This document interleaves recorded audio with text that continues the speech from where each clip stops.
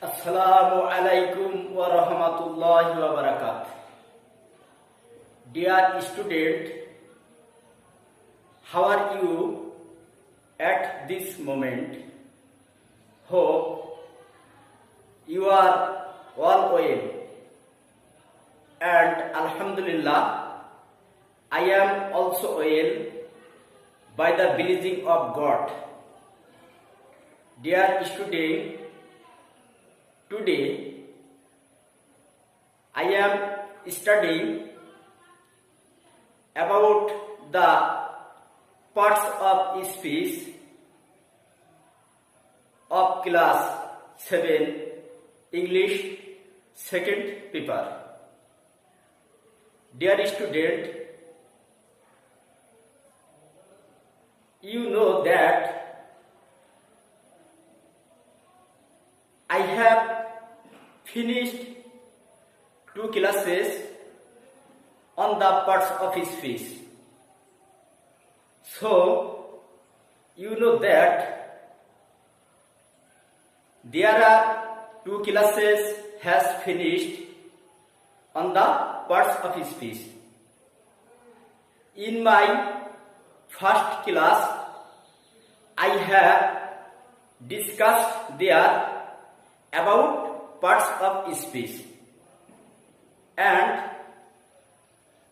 we knew what is parts of speech, or what is the definition of parts of speech,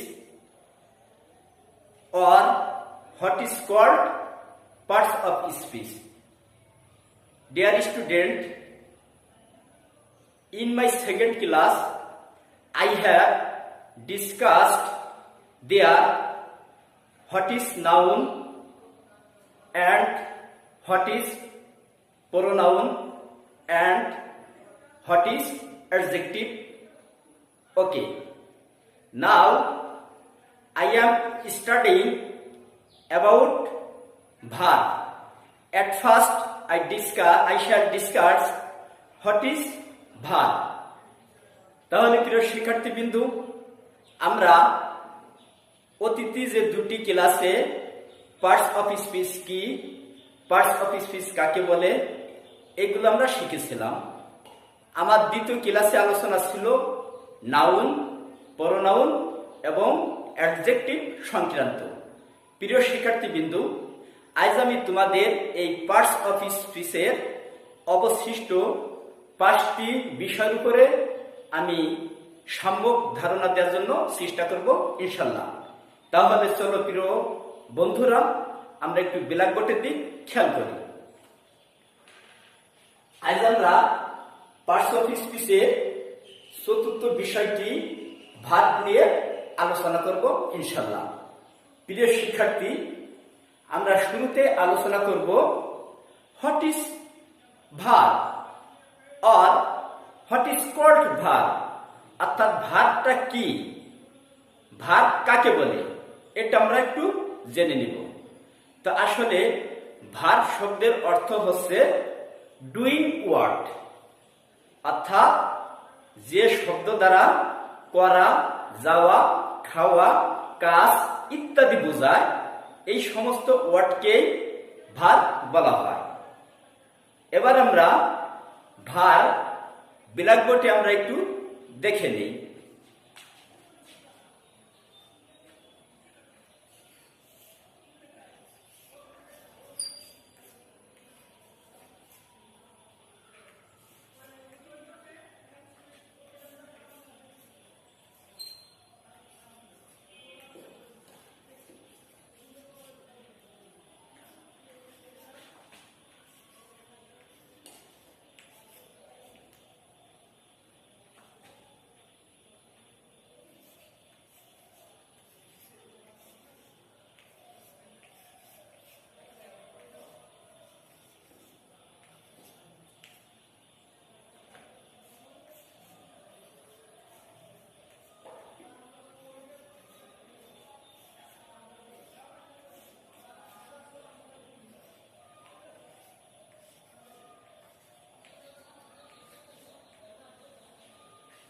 প্রিয় শিক্ষার্থীবৃন্দ, তাহলে আমরা বিলাকবোর্ডের দিক খেয়াল করি। এখানে ভাগ সম্পর্কে আলোচনা করা হয়েছে। আমরা যদি প্রথম সেন্টেন্সের দিক লক্ষ্য করি তাহলে এখানে দেখতে পাবো আই ইট রাইস, আমি ভাত খাই। আই এখানে সাবজেক্ট, ইট ভার্ব, রাইস অবজেক্ট, অর্থাৎ আই ইট রাইস, আমি ভাত খাই। এখানে ইট খাওয়ার কাজটি সম্পন্ন করেছে, অর্থাৎ এখানে ইট দ্বারা খাওয়ার কাজটি বুঝিয়েছে। অতএব এই সেন্টেন্সের মধ্যে ইটটি হচ্ছে ভার্ব। এখানে যেহেতু আইটি ফার্স্ট পারসন, এ কারণে ভার্বের সাথে এস বা এস যোগ হয় না।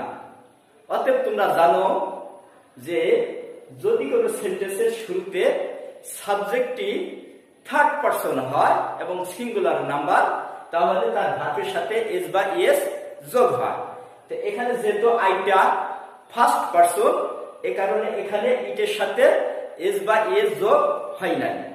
কিন্তু এখানে আয়না থেকে যদি হি থাকতো অথবা রহিম, করিম, সেলিম যে কোনো একটি থার্ড পারসন সাবজেক্ট হতো, তাহলে এখানে ইটের সাথে ইটস ব্যবহৃত হতো। যেমন হি ইটস রাইস, সে ভাত খায়। প্রিয় শিক্ষার্থী, আমাদের আজকে আলোচনার বিষয় ভাত। আমরা শিখব ভাত কাকে বলে। আমরা দ্বিতীয় সেন্টেন্সটি যদি ফলো করি তাহলে এখানে আমরা দেখব হি রাইটস এ বুক, সে একটি বই লেখে। এই দ্বিতীয় সেন্টেন্সের মধ্যে রাইট, রাইট শব্দের অর্থ লেখা। অতএব সে একটি বই লেখে। এখানে রাইট ওয়ার্ডটি ভার্বের কাজ সমাধান করেছে। অতএব এই সেন্টেন্সের মধ্যে রাইট হচ্ছে ভার্ব। আর যেহেতু হি থার্ড পারসন, এই কারণে ভার্বের সাথে এস বা এস যোগ হয়েছে। আমরা যদি তৃতীয় সেন্টেন্সটি লক্ষ্য করি, তৃতীয় সেন্টেন্সের মধ্যে এখানে দেয়া আছে শি হেল্পস মি, সে আমাকে সাহায্য করে। অতএব এই তৃতীয় সেন্টেন্সে হেল্প, হেল্প মানে সাহায্য করা। অতএব এখানে হেল্প ও একটি ভার্ব। চতুর্থ সেন্টেন্স রহিম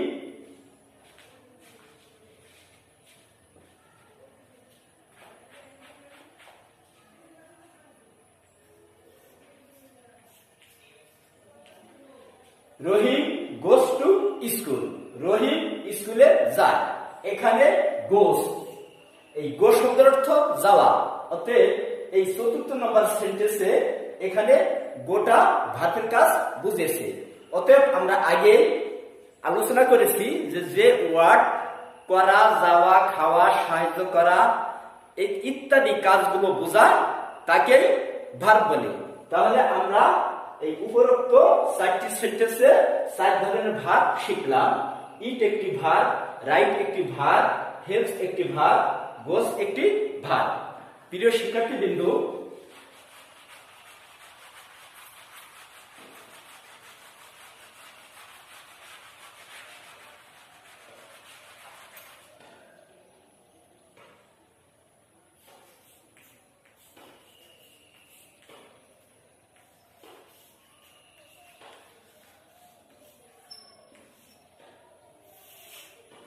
আমরা এবার এট এ গ্লান্স, এক নজরে শিখে নিব এ লিস্ট অফ ভার্বস, অর্থাৎ ভার্ব কোন কোন শব্দকে আমরা বুঝি। ভার্বের একটা লিস্ট আমরা তালিকা করব। তাহলে একটু খেয়াল করো, আমরা যে যে ওয়ার্ডকে ভার্ব বলে শিখব সে সমস্ত ওয়ার্ড থেকে কয়েকটি ওয়ার্ড আমি ব্ল্যাকবোর্ডে লিখছি, তোমরা একটু খেয়াল করো। যেমন ডু, ডু মানে করা, এটা একটা ভার্ব। গো, গো মানে যাওয়া, এটা একটা ভার্ব। ইট, ইট মানে খাওয়া, এটা একটা ভার্ব। রাইট, রাইট মানে লেখা, লেখা একটা ভার্ব। হেল্প, হেল্প শব্দের অর্থ সাহায্য করা, এটা একটা ভার্ব। লাভ, লাভ মানে হাসা, এটা একটা ভার্ব।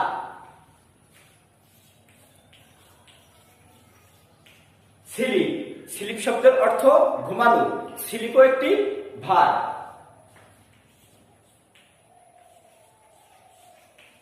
সিং, সিং শব্দের অর্থ গান গাওয়া, এটা একটা ভার্ব।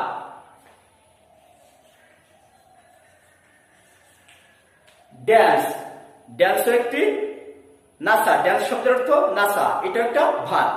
এভাবে আমাদের অনেক ওয়ার্ড আছে যেগুলো ভার্বের কাজ বোঝায়, আর এগুলো যখন আমরা সেন্টেন্সের মধ্যে ফলো করব তখন আমরা ধরে নিব এটা ভার্ব।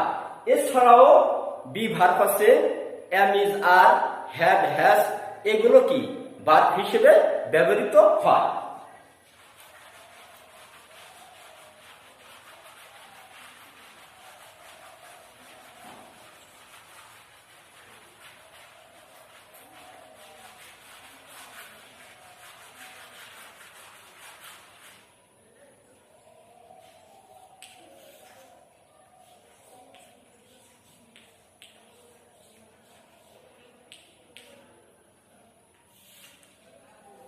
শিক্ষার্থীবৃন্দু, এবার আমরা পার্টস অফ স্পিচের পঞ্চম বিষয়টি নিয়ে আলোচনা করব, অর্থাৎ অ্যাডভার্ব হিসেবে। এবার আমরা শিখব অ্যাডভার্ব কাকে বলে। আসলে অ্যাডভার্ব হচ্ছে একটা ক্রিয়া বিশেষণ, অর্থাৎ যে ওয়ার্ড ভার্ব বা অ্যাডজেক্টিভের দোষ গুণ বোঝায়। আবার খেয়াল করো, যে ভার্বটি যে ওয়ার্ডটি ভার্ব বা অ্যাডজেক্টিভের দোষ গুণ বোঝায়, অর্থাৎ একটি সেন্টেন্সের মধ্যে ভার্ব কিভাবে কাজ করে, তার অবস্থান, তার অবস্থা, তার কর্মপরিধি নিয়ে অ্যাডভার্ব কাজ করে। তাহলে আমরা একটু বিলাগটের দিক লক্ষ্য করলে আমাদের কাছে অ্যাডভার্ব সম্পর্কে আরো ক্লিয়ার হয়ে যাবে।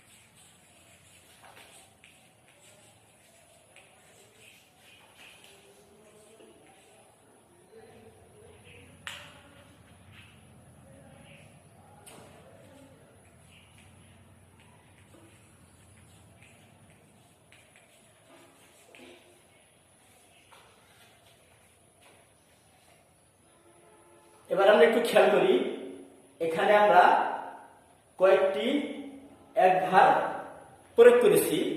প্রিয় শিক্ষার্থীবৃন্দ, আমরা যদি প্রথম সেন্টেন্সে খেয়াল করি তাহলে দেখব হি ওয়াকস স্লোলি, সে হাঁটে। এখানে হাঁটা কাজটি ভার্ব। আমরা আগেই বলছি যে ওয়ার্ড ভার্বের দোষ গুণ বোঝায়, অর্থাৎ ভার্বটি কিভাবে কাজ করে তার অবস্থা নিয়ে বিশ্লেষণ করে, এটাই হচ্ছে অ্যাডভার্ব। তাহলে এই বাক্যে হি ওয়াকস, সে হাঁটে, কিভাবে হাঁটে, স্লোলি, ধীরে হাঁটে, সে ধীরে হাঁটে। তাহলে এখানে ধীরে দ্বারা এখানে ভার্বকে কি করা হয়েছে, বিশেষণ অর্থাৎ দোষ গুণ করা হয়েছে। সে কিভাবে হাঁটে, স্লোলি, ধীরে হাঁটে। তাহলে বোঝা গেল যে এটা ভার্ব আর এটা হচ্ছে অ্যাডভার্ব। তাহলে স্লোলিটা অ্যাডভার্ব। আমরা যদি দ্বিতীয় সেন্টেন্স খেয়াল করি তাহলে দেখব I it quickly. I eat, আমি খাই। এই খাওয়ার দোষ গুণটা বুঝাইছে কুইকলি। আমি খাই, কিভাবে খাই, কুইকলি, দ্রুত খাই, তাড়াতাড়ি খাই। তাহলে এখানে কুইকলিটা হচ্ছে এই ভার্বের অ্যাডভার্ব, অর্থাৎ কুইকলিটা হচ্ছে অ্যাডভার্ব, এটা হচ্ছে ভার্ব। এবার তৃতীয় সেন্টেন্সে দি হর্স রানস ফাস্ট। এখানে ঘোড়াটি দ্রুত দৌড়ায়। এখানে রানস মানে দৌড়ানো, এটা হচ্ছে ভার্ব। আর এই ফাস্ট কিভাবে দৌড়ায়, এটা হচ্ছে অ্যাডভার্ব, দ্রুত দৌড়ায়। অর্থাৎ সে দ্রুত দিয়ে এখানে রাজটাকে মডিফাই করেছে। ঘোড়াটি কেমন দৌড়ায়? দ্রুত দৌড়ায়। অতএব এ বাক্যে ফার্স্ট একটি অ্যাডভার্ব। চতুর্থ sentence, he lift the place swiftly, অর্থাৎ সে স্থানটি ত্যাগ করলো কিভাবে? এখানে লিভের পাস্ট হচ্ছে লিফট, লিফট মানে ত্যাগ করা। তাহলে হি লিফট দ্য প্লেস, সে স্থানটি ত্যাগ করলো কিভাবে? সুইফটলি, দূরত্ব, অর্থাৎ দূরত্বতার সাথে সে জায়গাটি ত্যাগ করলো। তাহলে এখানে সুইফটলি, এই সুইফটলিটা এই লিফট অর্থাৎ এটা হচ্ছে ভার, এটা দুইজন বুঝাইছে এই অ্যাডভার্ব। এখানে এই সুইফটলি এটা হচ্ছে অ্যাডভার্ব। তাহলে প্রিয় শিক্ষার্থী বিন্দু, আমরা যদি এট এ গ্লান্স কি কি ওয়ার্ড অ্যাডভার্ব হয় তাহলে আমরা একটু জেনে নেই, যেহেতু লেখার টাইম কম। তাহলে আমরা ধরে নিতে পারবো এভাবে: স্লোলি, কুইকলি, এরপর লেজি, এরপর ফাস্ট, তারপরে সুইফটলি, এরপর হ্যাপিলি। এগুলো কিছু কিছু ওয়ার্ড আছে, এগুলো হচ্ছে অ্যাডভার্ব।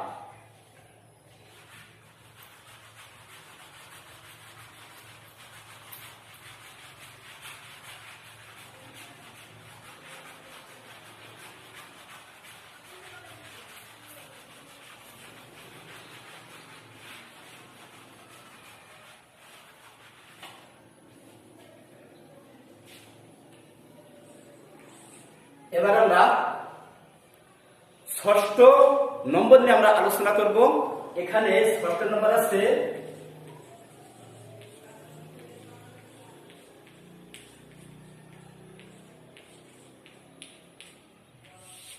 প্রিপজিশন। প্রিপজিশন নিয়ে আজকে আমরা একটু আলোচনা করব। প্রিপজিশনটা কি বা কাকে বলে? আমরা জানি যে ওয়ার্ড একটি সেন্টেন্সের মধ্যে ব্যবহৃত হয়ে কোন নাউন বা প্রোনাউনের সাথে ওই সেন্টেন্সের অন্যান্য ওয়ার্ডের মধ্যে যে সংযোগ স্থাপন করে তাকেই প্রিপজিশন বলে। আমরা আবার একটু খেয়াল করি, প্রি শব্দের অর্থ হচ্ছে পূর্বে, আর পজিশন শব্দের অর্থ হচ্ছে অবস্থান, অর্থাৎ পূর্বের অবস্থান। প্রিপজিশন শব্দের অর্থ হচ্ছে পূর্বের অবস্থান। অতএব আমরা বলতে পারি যে ওয়ার্ড একটি সেন্টেন্সের মধ্যে বসে ওই নাউন বা প্রোনাউনের সাথে ওই বাক্যের অন্য অন্য যে ওয়ার্ডগুলো বা ফ্রেজ রয়েছে বা সেন্টেন্স রয়েছে, এই ওয়ার্ড বা ফ্রেজ বা সেন্টেন্সের সাথে সংযোগ স্থাপন করার নামই হচ্ছে প্রিপজিশন। এবার আমরা একটু ব্ল্যাকবোর্ডের দিকে খেয়াল করি।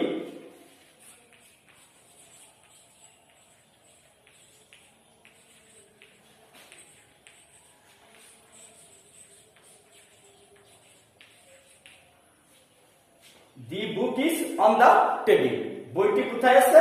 টেবিলের উপরে। এখানে অনটি হচ্ছে preposition.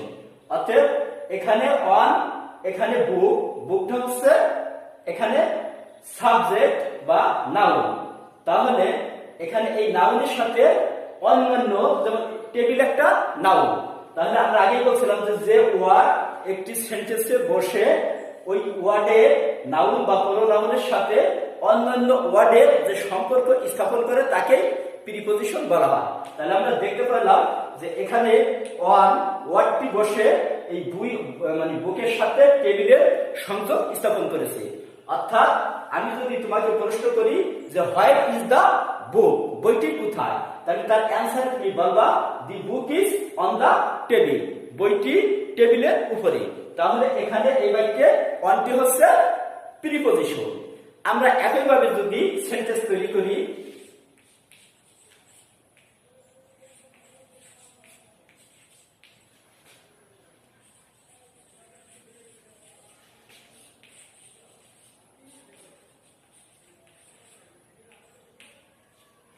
The cat is under the table. আমি তোমাকে যদি বলতে পারি, আমি তোমাকে যদি বলি যে হোয়ার ইজ দা ক্যাট, বিড়ালটি কোথায়, তার অ্যান্সারে বা উত্তরে তুমি বলবে the cat is under the table, বিড়ালটি টেবিলের নিচে। তাহলে এখানে আন্ডার একটি প্রিপজিশন। এভাবে আমরা আরো কিছু প্রিপজিশন ব্যবহার করতে পারি, যেমন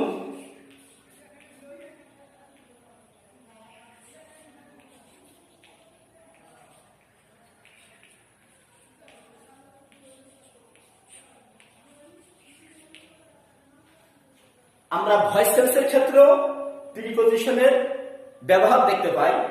যেমন এখানে আমি একটি প্যাসিভ ভয়েস করেছি, অর্থাৎ এটার অ্যাক্টিভ ভয়েস হচ্ছে আই ইট রাইস, আমি ভাত খাই। এটাকে যদি প্যাসিভ ভয়েসে চেঞ্জ করা হয় তাহলে হবে rice is eaten by me, আমি ভাত খাই, আর প্যাসিভে হবে আমার দ্বারা ভাত খাওয়া হয়। তাহলে প্রিয় শিক্ষার্থী বিন্দু, আমরা এই সেন্টেন্সের মধ্যে একটি বাই ব্যবহার করেছি, অর্থাৎ আমার দ্বারা ভাত খাওয়া হয়। এখানে বাই একটি প্রিপজিশন। এভাবে বাই হতে পারে, উইথ হতে পারে, ইত্যাদি ইত্যাদি অনেক কিছু হতে পারে। তাহলে এবার আমরা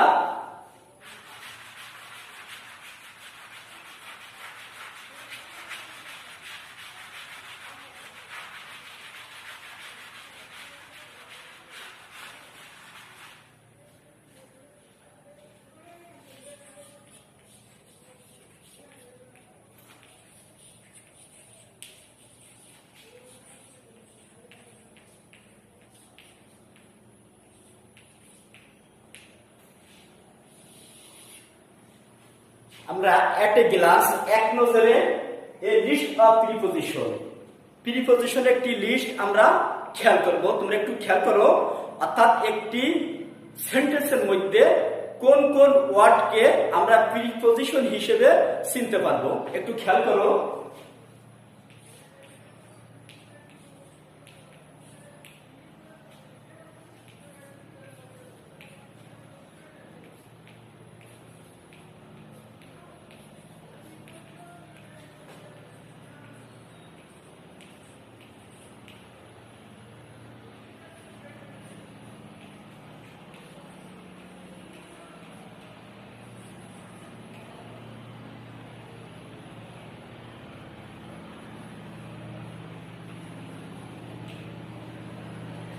প্রিয় শিক্ষার্থীবৃন্দ, একটু খেয়াল করো, আমরা যখন কোন সেন্টেন্সের মধ্যে প্রিপজিশন খুঁজব তখন এই সমস্ত ওয়ার্ডগুলো যখন আমরা দেখব তখন আমরা মনে করবো এটা একটা প্রিপজিশন। এখানে অনেক প্রিপজিশন আছে, তার মধ্য থেকে আমি কয়েকটি এখানে লিখলাম। যেমন to, by, on, in, into, above, up, beside, with ইত্যাদি। এরকম অনেক প্রিপজিশন আছে, এগুলোকে আমরা প্রিপজিশন হিসেবে চিনব।